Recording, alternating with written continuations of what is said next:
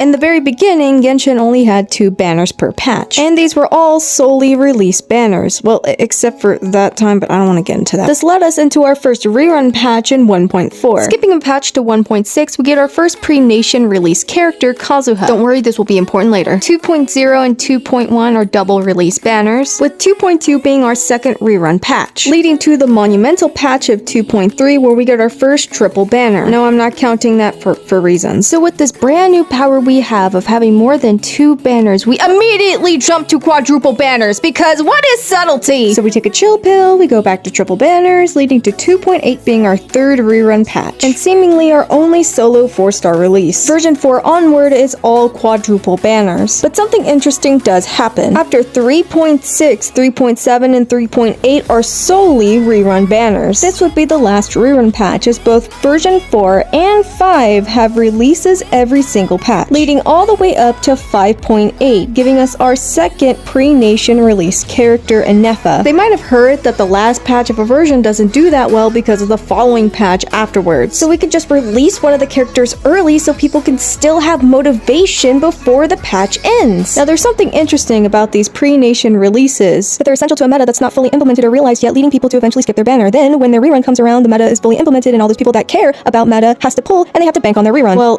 that, and that these are characters and Emily released during an expected slow time to boost sales, which in doing that took away a patch that would normally be a rerun patch. Now you're probably wondering why I spent all this time yapping in your ear. What kind of point am I actually trying to make? Well, I brought out all of the stats and the history to tell you why I believe rerun patches are important. Despite how it may feel, the amount of characters being released per version has not changed. 17 characters have been released every version, with 8 to 11 of them being 5 stars, with version 3 having the least amount of 5 stars, version 5 having the most amount of 5 stars, beating version 4 by 1 character. But on average, every version has released 10 5 stars, aside from version 3. So if it isn't the amount of characters released in a version, it is definitely the amount of characters this game has accumulated, and how frequent some characters can get reruns. But I don't even think it's about that, as the amount of reruns per patch will stay relatively the same. Then you're probably saying, what is the point of a rerun patch then? Well, rerun patches aren't all about who's going to run. It was about giving players breathing room, and in said patch, the content would carry engagement. That is why it was the most convenient to do rerun patches during summer events, as they had the temporary map expansion. Now it feels like the release banners has to carry the entire version on its back. There's less events and less map expansions. And I know the company is gonna company, but do they ever think that the engagement of a version dwanes because there's less content and not because there isn't